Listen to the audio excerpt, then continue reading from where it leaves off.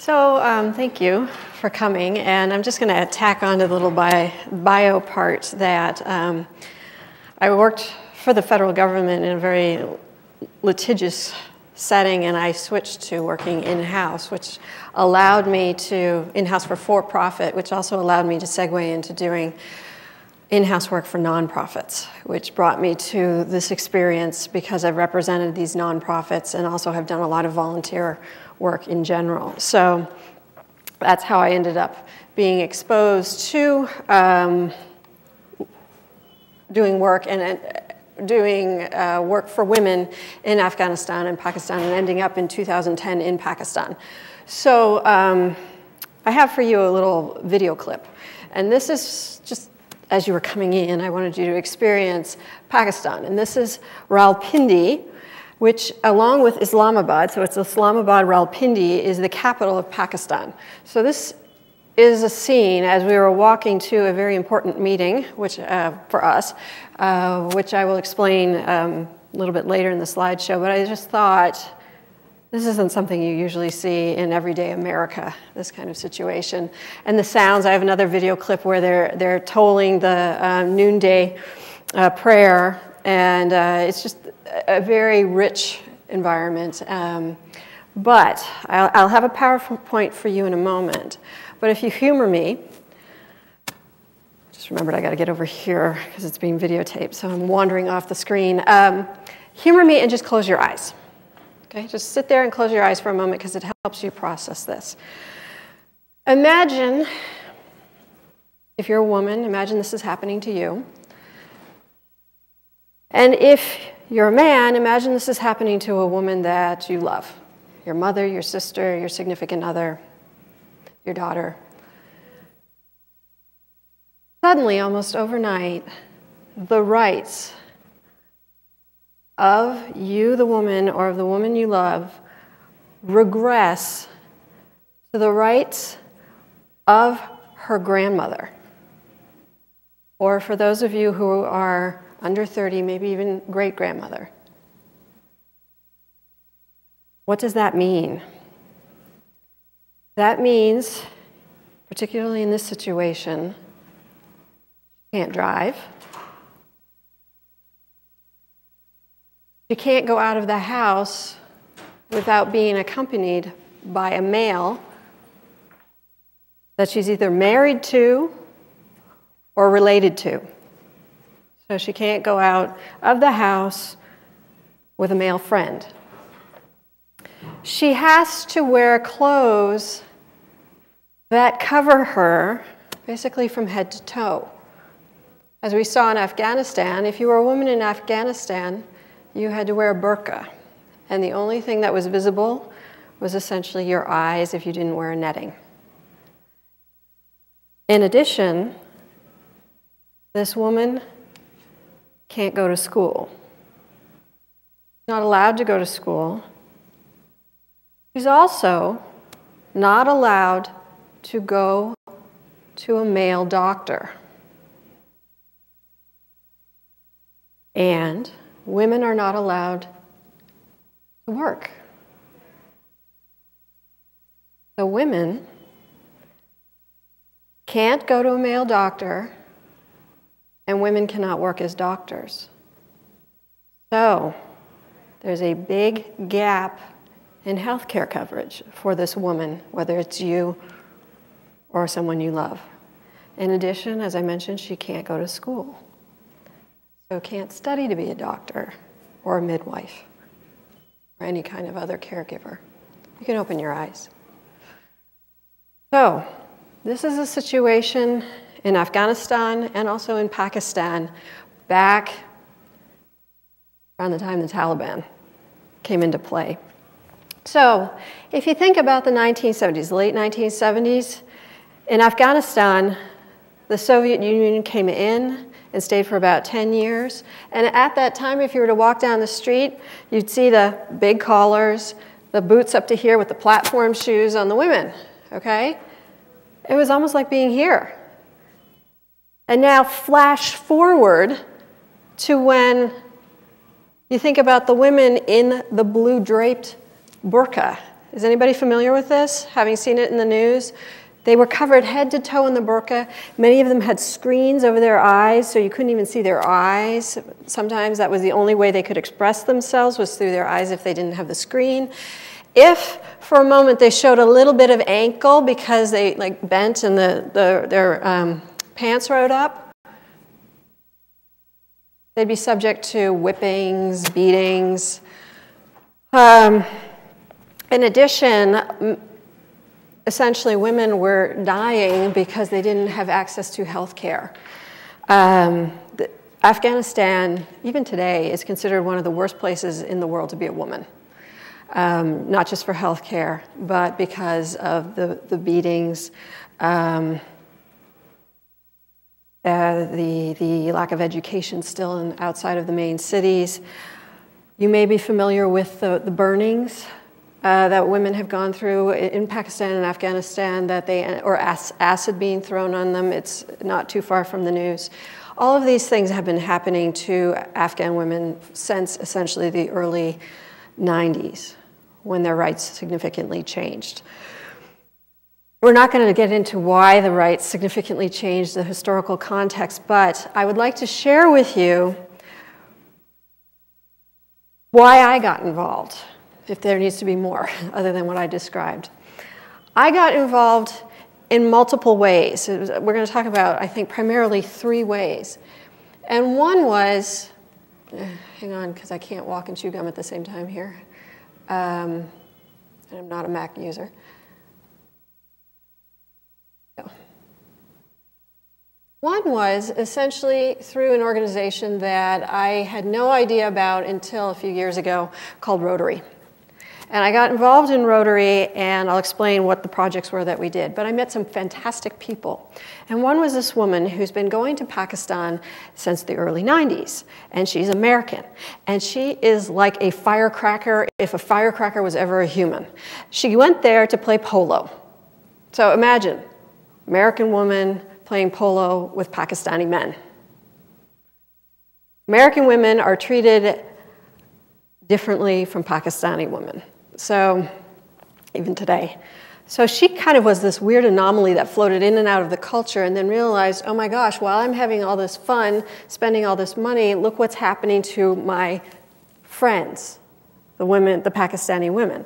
So she had been going back and forth to Pakistan for every single year, at least once a year, trying to help. We decided we were going to create a nonprofit, and I was essentially doing pro bono work for them to create what's called Help Women Heal. And I'll talk more about it, but it was essentially targeted to help women in Afghanistan, because she'd heard about all of this, improve their health situation, because there was this vortex created where women were not allowed to be educated in medicine or anything else, but they also couldn't be treated by men. So there was this big gap in healthcare, and we'll get more into that. The third avenue was also through just networking in general. That's how I ended up there. And we'll talk about the different things that I did while I was there. But essentially, God, this is really far away, and I apologize. When I was there, I was in the cities and I was also in the suburbs. This is in Pakistan. The suburbs are so much different than the cities. The cities, women have significantly more rights.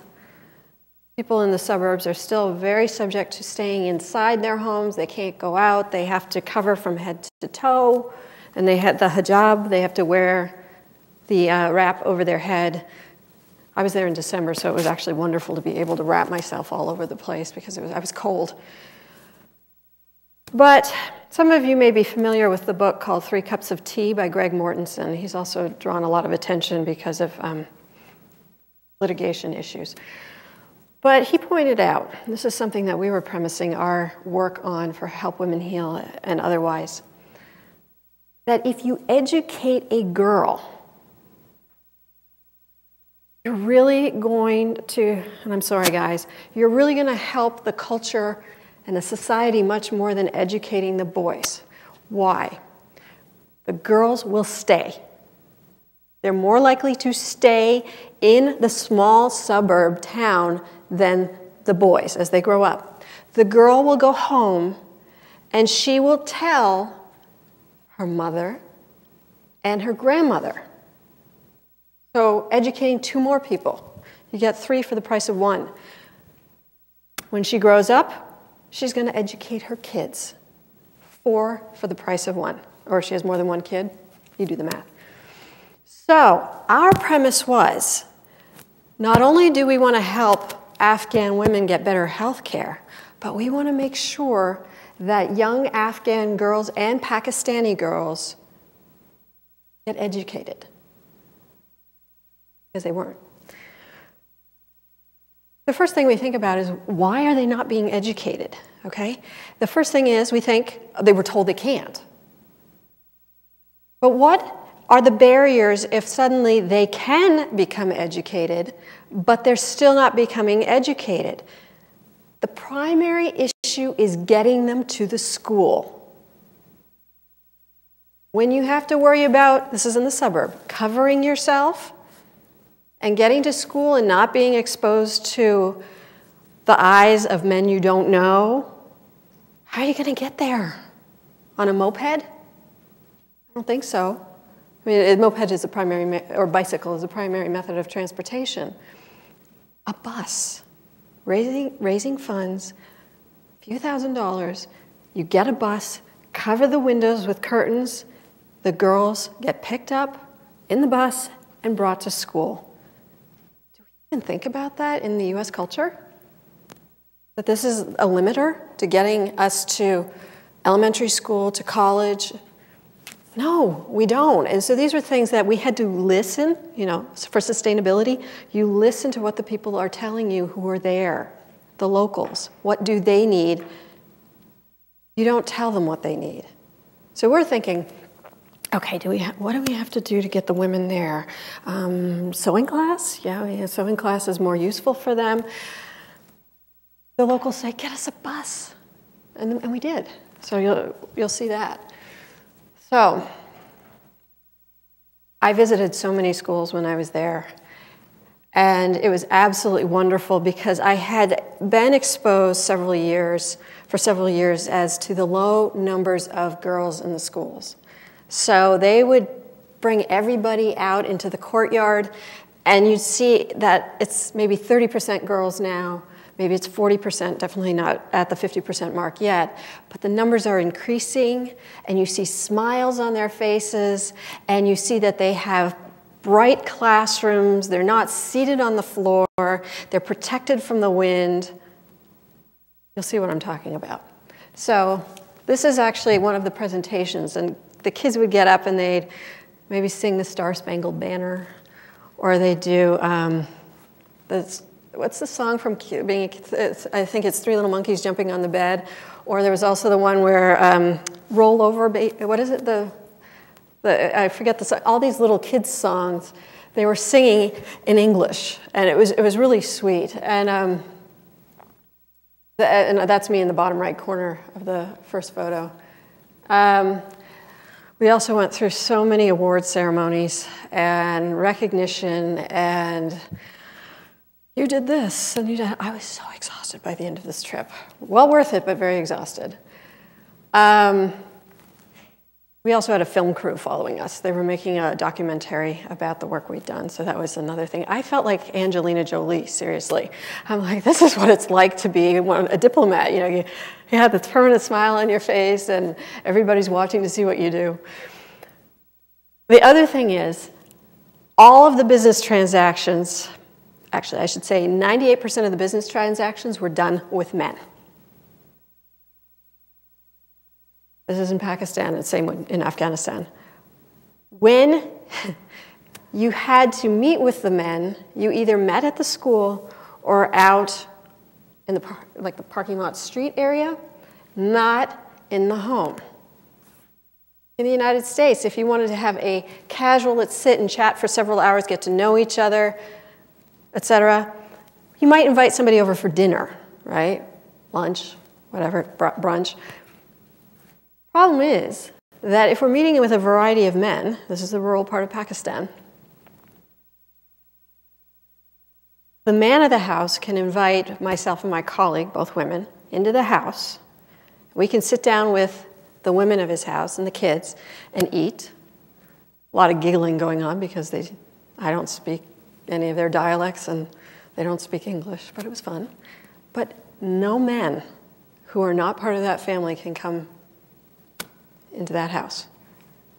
They have this little area before the main part of the house. It's a room, and there are a lot of cushions on the floor, and they sit and they smoke. Oh my God, they smoke like crazy there. But they sit and they smoke, and they'll have tea or, eat. Definitely no alcohol. And that's how it works. So you can't have meetings with men who are not part of the family except on the street, essentially, or in the schools. So that's how it evolved. So that picture was, we went to a concert of a pretty famous Pakistani / American singer who was singing these fantastic songs, and he was like the Pakistani Elvis. This is in Lahore. And then I realized they were having this concert for us, for myself and my colleague. And there were so many people there. It was not a coliseum, but it was a huge auditorium full of people watching this performer. We were in the front row in these really cushy seats for Pakistani standards. And that is the photo of me when I understood it was for us. It was like, what? It literally, they rolled out the red carpets for us. And that's the mayor of the local district there beside me. So where was I? I was in the northern part of Pakistan. Some of you may be familiar with parts of Pakistan because we had the Davis incident occur. He was the CIA contractor who killed some Pakistanis, and they were trying to determine if he was associated with the embassy and was entitled to privilege as a result of his conduct. That occurred in Lahore, which is where the blue arrow is pointing. Okay? Yellow arrows are where I was. The red arrows bookcase, essentially, they bookend what's called the Northwest Frontier Provinces. Okay, that may ring bells. It's also now called the Khyber Pakhtunkhwa. Mouthful there.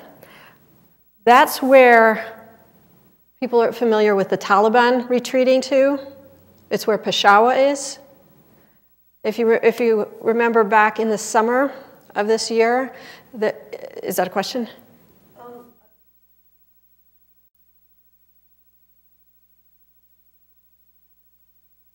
Oh, okay. Oh, good to know. Yeah, I didn't know that. But in the Khyber Pakhtunkhwa, up in Peshawar, it's a big city, went there. You may have heard this summer that there was an activist, a woman activist, who was killed there. Peshawar is still very volatile, but you can go out on the street. There are just certain areas that even Pakistanis don't want to go to because they think it's more volatile than others. So generally that's what's going on where I was, and some markers for you. Afghanistan is on the west border of Pakistan. India on the east. So I mentioned this organization of women, Afghan Women, and it's called RAWA, the Revolutionary Association of the Women of Afghanistan. They were the women. If you rewind your memory back to the late 90s, early 2000, who brought us the videotapes of the women in the burqas being shot in the stadium. Women in these, it's a cobalt blue covering in the stadium being executed, essentially. It was hearkening back to the days of the Roman Colosseum, and the stadium's full. They smuggled a camera in under their burqa. So the burqa had some benefit, right? You can do all sorts of things under there. It's also confusing because one burqa looks like the next burqa looks like the next burqa. So a man would go up, take the elbow of who he thought was his wife, and it ends up being a complete stranger because he can't tell one blue draped form from another. So you get a little humor there. They smuggled the camera in, took video footage of this stadium shooting along with other incidents. They smuggled it out. This was in Afghanistan. Had to go across the mountains into Pakistan, smuggle it out of Pakistan to the Western world. If they had been found to do this, this is Rawa, the girls, women of Rawa, if they had been found, would have been killed. They did this because they knew their rights had been taken from them, and they wanted them back. They knew that women were being severely damaged, and they wanted to protect them. The photo of the woman on the right founded Rawa. She was, they're not sure exactly how she was killed, but she was found by the side of the road. They think it was actually some of the residual Soviets who came in and killed her because she was viewed as a threat. The middle photo is of a book cover. It's an absolutely wonderful book cover. It's called Zoya's Story, and it's about a very key player, and now my friend, in Rawa. Zoya is this remarkable woman. I do not have a photo of her that I can share. I have, photos of us being chummy and everything, but the problem is that she's wanted. So if we were to post a photo in a PowerPoint, I trust y'all, but you never know. So to protect her, we can't post a photo of her except with the burqa on, right? But she is the head of Rawa now because, rumor has it, she is the daughter of the woman who was killed. She lives in Pakistan because Afghanistan is too incendiary and it's too much of a risk for someone like her. We went to the headquarters of Rawa in Pakistan, in the capital, in Islamabad, Rawalpindi. And they have their office there. They also have an orphanage for Afghan kids. And so I have some photos from our experience there.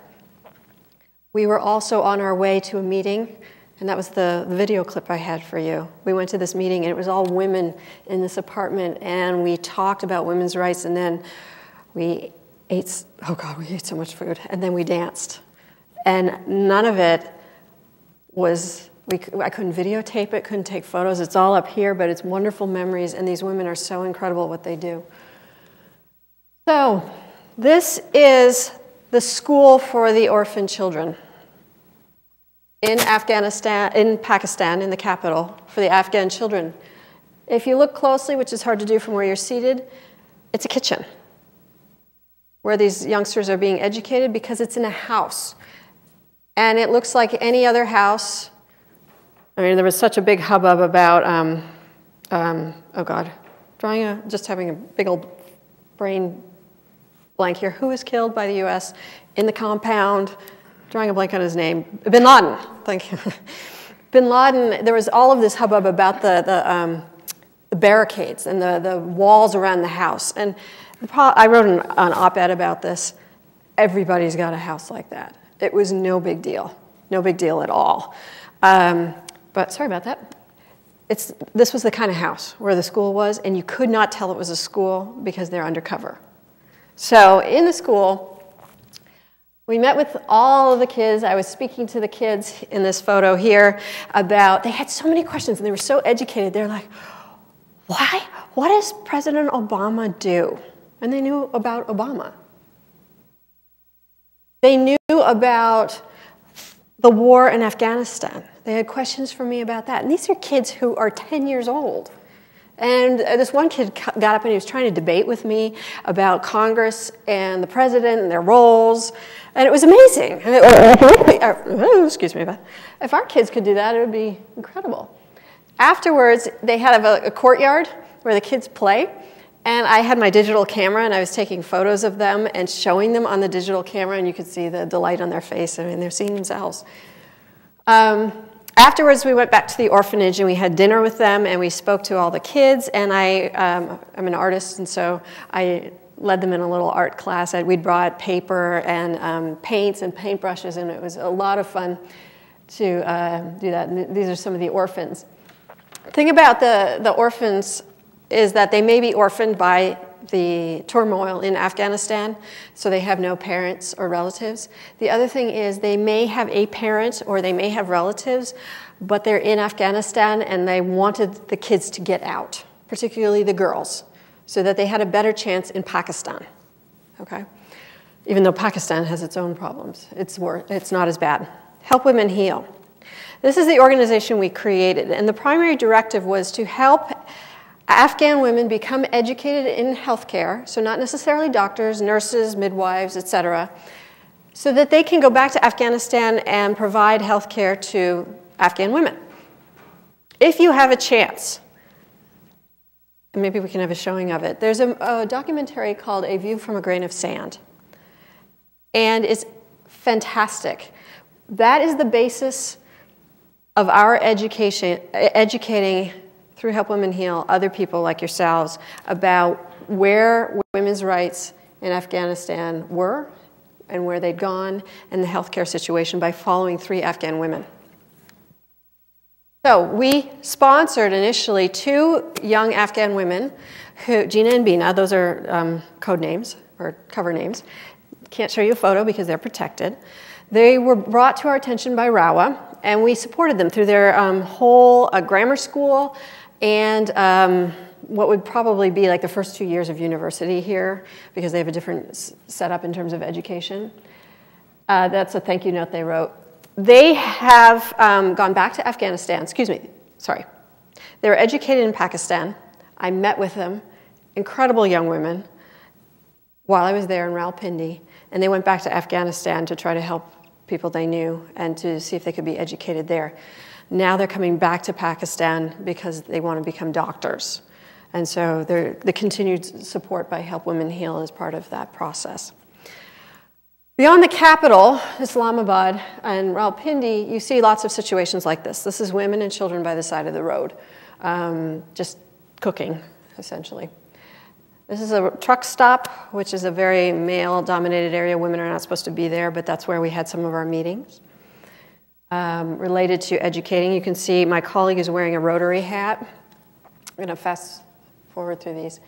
One of the things in Rotary that we did here was to inform the people about polio, because polio is still a huge problem in Pakistan.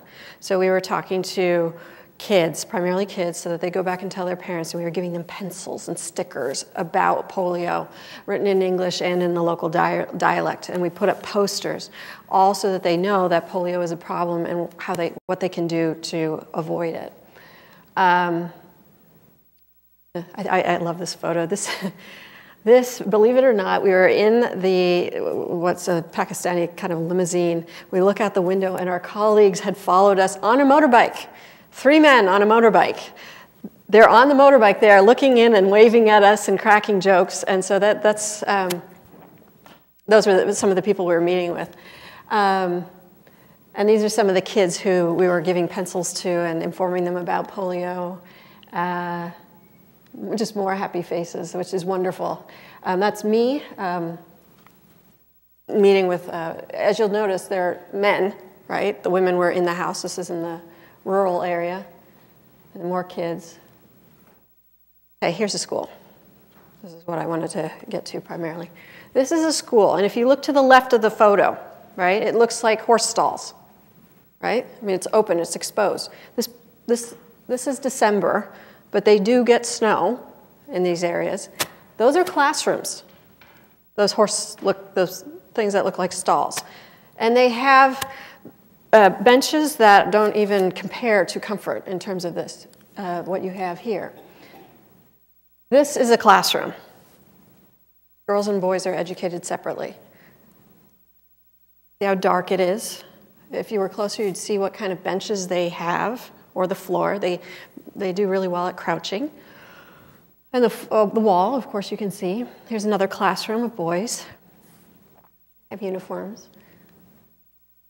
And this is their playground.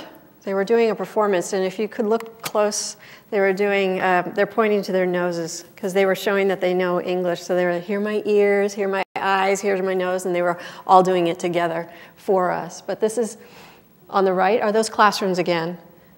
And on the 2/3 to the left is that playground that they play in. And you can see in the background their teachers, fully covered with wrap. Another view of in those stalls, the classrooms. Dirt floor, no heating. Certainly no computers, right? So these are some of the women that we've, the school that I showed was one we're targeting to improve. This is a school that we've improved. So these are the girls, bright and cheery. We had an outdoor presentation, and there were sheets hanging up so that the boys were on one side and the girls were on the other. The boys had to stream out and be put into their classrooms before the girls went to their classrooms so that they weren't seen. Here's our bus. This is one of the buses we bought. And these are the girls who commute by the bus, and you can see the curtains on, this is the inside. You can see the curtains on the inside of the bus. And this is another school that was improved. These are the students, and if you were closer, you could see the head count for the girls has improved. And that the rooms, there are actually doors now for the rooms. And if you go into the rooms, they actually have microscopes that we bought for them and they use. They have a little library. That's me with some students, more students. The other thing we were there for is the flood aid. I'll go through this quickly. In 2010, I don't know if you recall, Pakistan was devastated by a huge flood that came through. It started in the north and worked south. So Peshawar and the northwest frontier provinces is where we were, where they first got hit. We decided to target that in terms of helping. Same school. The men came in and were waiting for the aid that we were providing. We'd raised money and created kitchen repair kits. All of this, my legal role was in making sure we could do this. These men had numbers. There were some women there as well. I was giving them shoes, and this is like an ad for Trader Joe's. That's a Trader Joe's bag. We had a bunch of them that we brought. But you can see how they're covered, and there's a woman we'll get to in a moment whose face is actually exposed, and you can see she's been, her face has been damaged.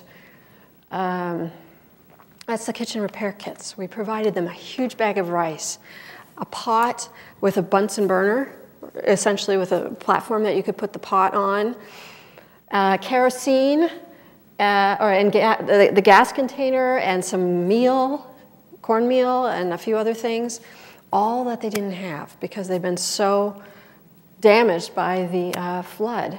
Doesn't look like much to us, but it was huge for them. And they were, we could only give to 60 families, and there were many more. So this is the woman. You can see that her face is somewhat damaged. She was also receiving a kitchen repair kit, and she's a widow, excuse me. And so this is a man who's coming in. I just have a few local photos so you can see them. He's coming in with his sack, and you'll see how they carry it, for his kitchen repair kit. That's another man. And this is one leaving. That's how they carry their kitchen repair kits, on their shoulders.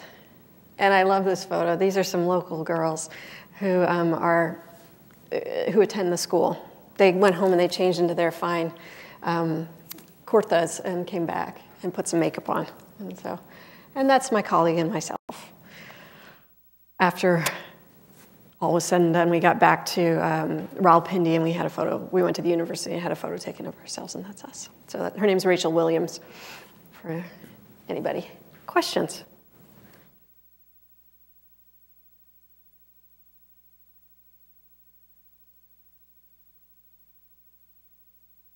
You want to go?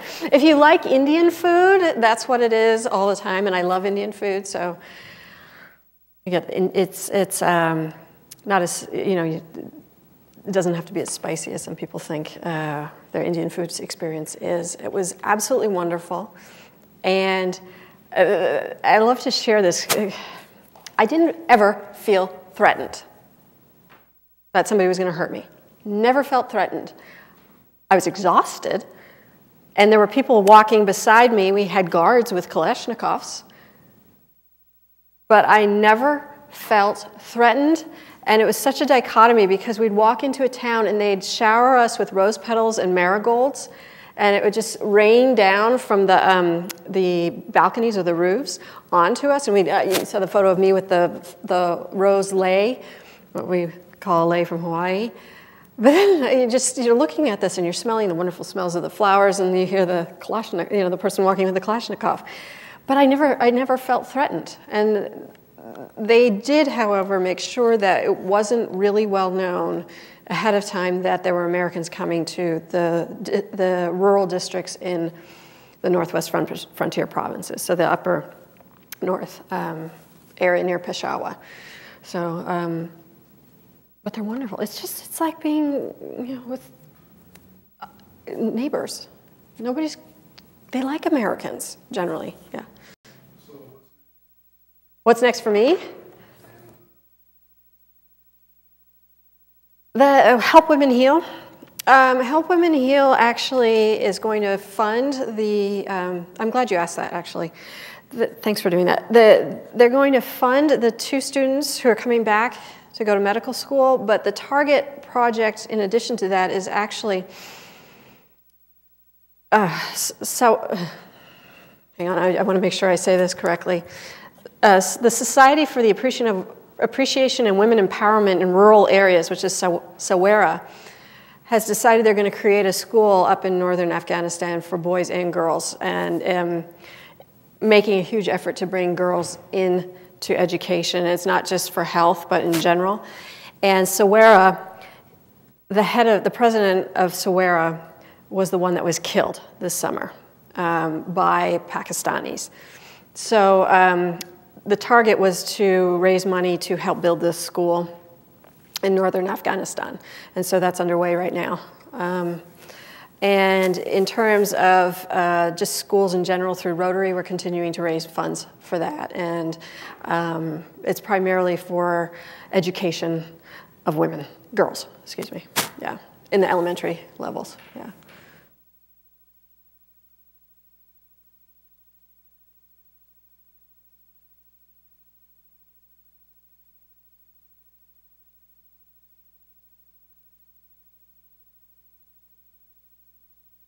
Yep. Mm-hmm.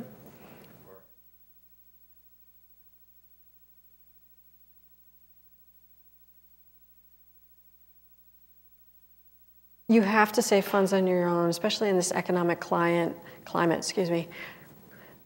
You have to be able to fund yourself to get these experiences. It wasn't like that, I'm sorry, in the early 2000s. They would help get you there. But, for instance, with Rachel Williams, who's the president of Help Women Heal. It's a very, very small organization. If you want, she goes there every single year at least once. She will take you along.